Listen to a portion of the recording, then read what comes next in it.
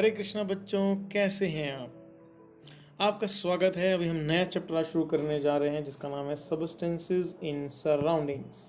उनका स्टेट और उनकी प्रॉपर्टीज हम पढ़ेंगे। पहला है, आपको बोला है let's recall name the solid, liquid and gaseous state of water.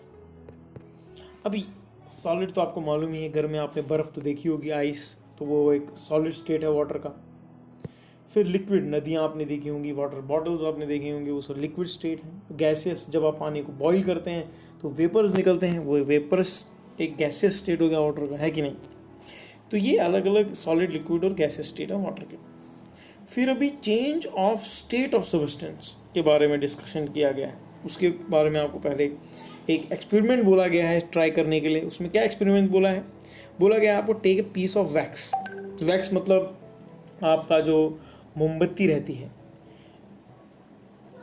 वो किसका बना होता है? वैक्स का बना होता है। बोला वो वैक्स आप ले लीजिए, पीसेस ऑफ वैक्स आपने लिया, तो फिर in a bowl and heat them on a candle और ए स्प्रिट लैम्प। जैसे यहाँ स्प्रिट लैम्प पे उसको वो बॉईल कर रहा है मेल्ट वैक्स को। तो how do the pieces of wax change? Obviously आपको मालूम है वैक्स क्या होगा, मेल्ट होना शुरू हो जाएगा।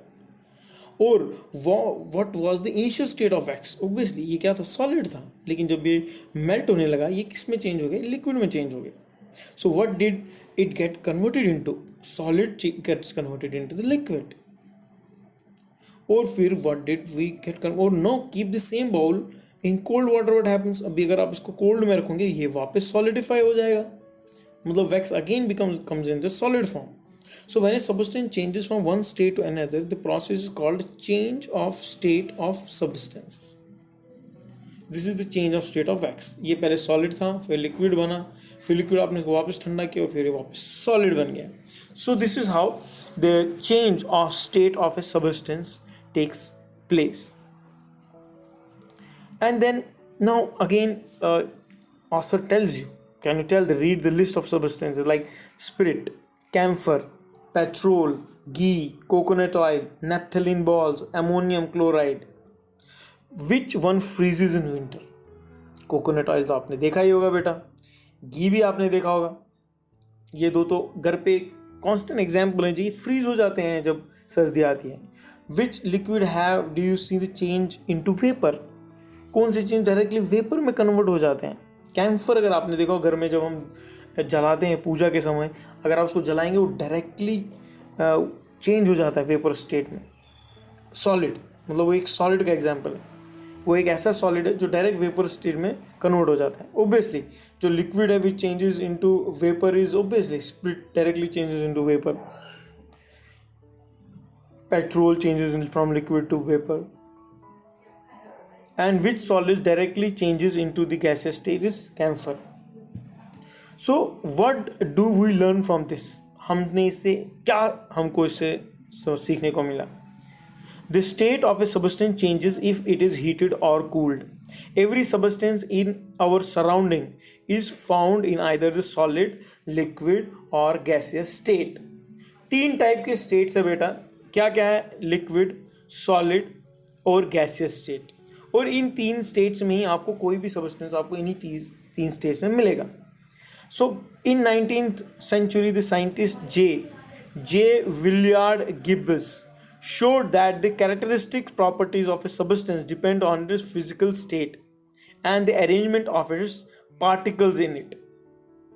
तो ये कुछ एग्जाम्पल्स बताए गए हैं कि सॉलिड, लिक्विड और गैसियस में क्या क्या डिफरेंस है। पॉइंट्स क्या है? शेप के ऊपर और वॉल्यूम के ऊपर।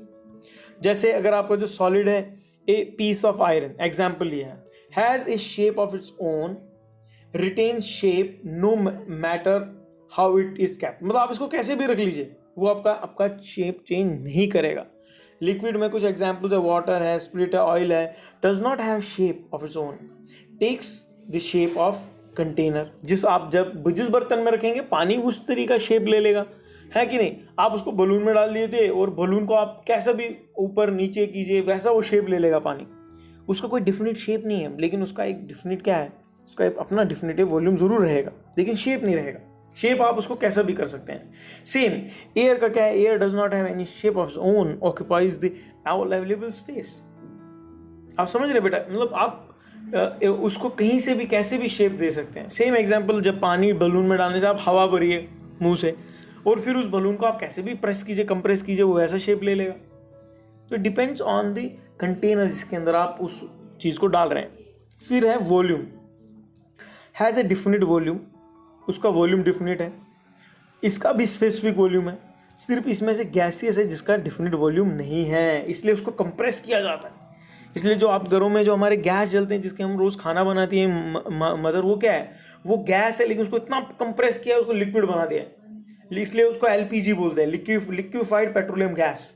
वो गैस है, लेकिन उसको इतना कंप्रेस करके उसको डायरेक्टली एक सॉलिड स्टेट दे दिया जाता है, ये लिक्विड स्टेट दे दिया जाता है. फिर वो लिक्विड से इतने प्रेशर से डायरेक्ट गैसेस स्टेट में आता है, और जहाँ से आपका फ्यूल गैस में बर्न होता है, बर्नर से आपको दिखता है वो जलती है अग्नि, उससे हम कुकिंग करते हैं फिर. So solid like sugar, sand, when poured in a flat surface, form a heap. Or it has a specific volume, occupies definite proportion of container, spreads on flat surface. On pouring, flows downwards along the slope. अगर आप sugar, salt, sand कुछ भी हाथ से अगर आप सीधे एक फ्लैट सरफेस पर डालेंगे तो क्या होगा? एक माउंटेन जैसा क्रिएट हो जाएगा, ऐसे माउंटेन बन जाएगा, है कि नहीं? लेकिन वही अगर आप पानी डालेंगे, पानी अगर मैं पानी पोर करूं तो वो बहने लग जाएगा, इट विल फ्लो.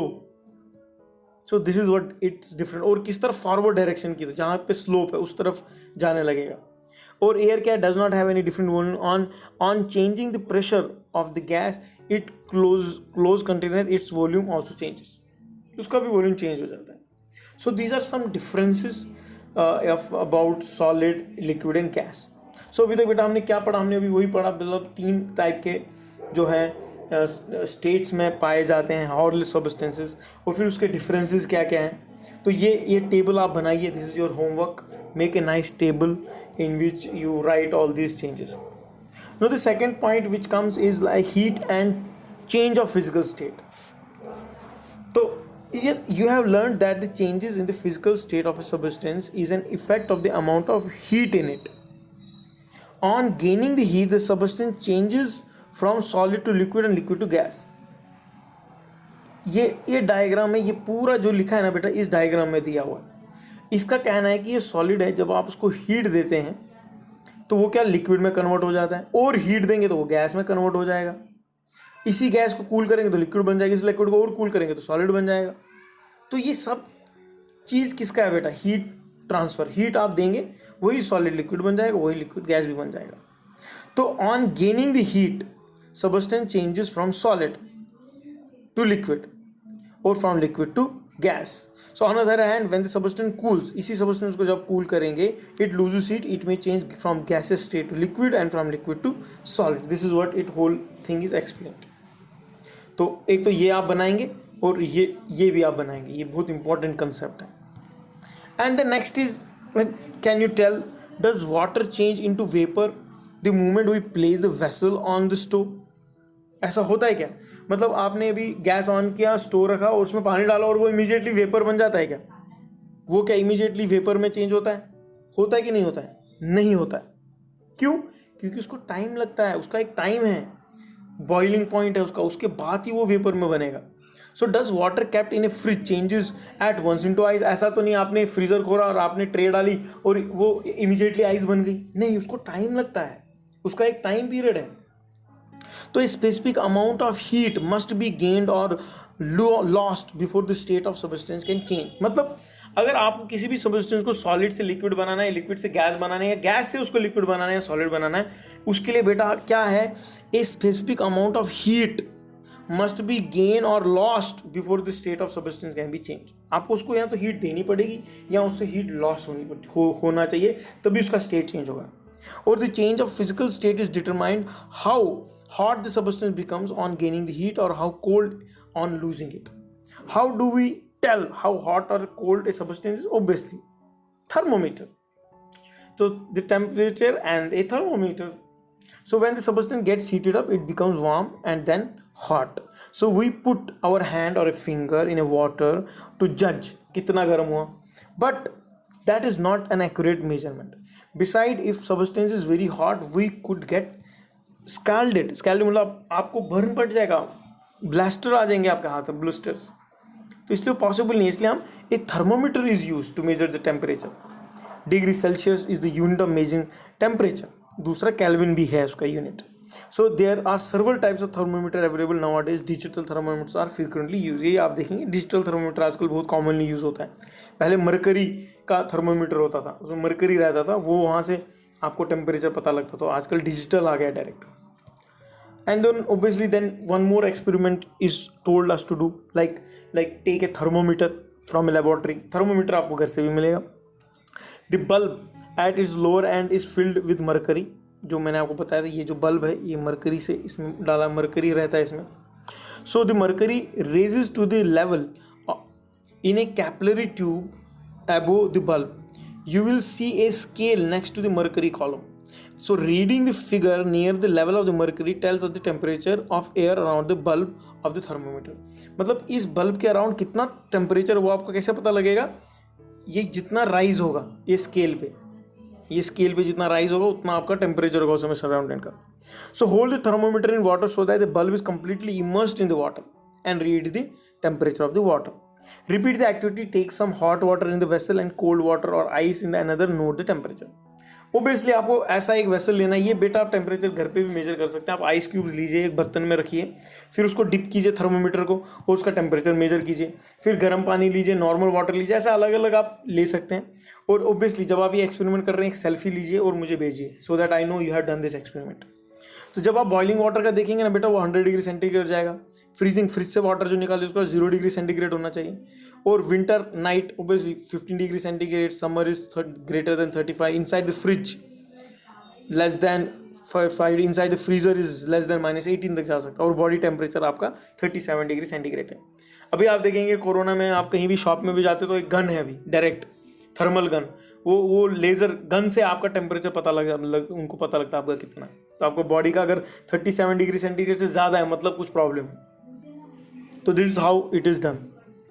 तो ये आप एक्सपेरिमेंट कीजिए, I want all of you to do this.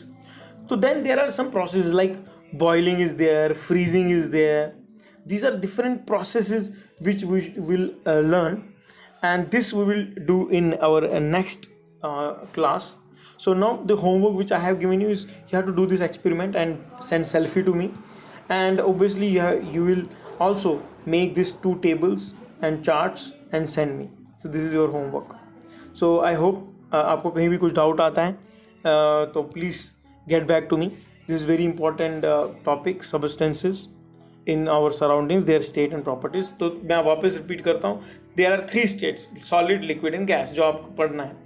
और वो चेंज कैसे होता है, हीट या 2, नहीं तो वो एक सब्सटेंस हीट लूज करेगा तो वो लिक्विड से नहीं तो सॉलिड बन सकता है, नहीं तो अगर आप हीट देंगे तो सॉलिड से वो ही लिक्विड बन सकता है, गैसेस में भी जा सकता है। और वो हमको कैसे टेम्परेचर मेजर करेंगे उसलिए हमने थर्मोमीटर पढ़ा। और थर्मोमीटर का आपको ये एक्सपेरिमेंट भी मैंने आपको करने के लिए बोला है, सेल्फी आप लीजिए और मुझे भेजिए। तो आज के लिए इतना ही। Thank you very much. Hare Krishna, वंदे मातरम, जय हिंद।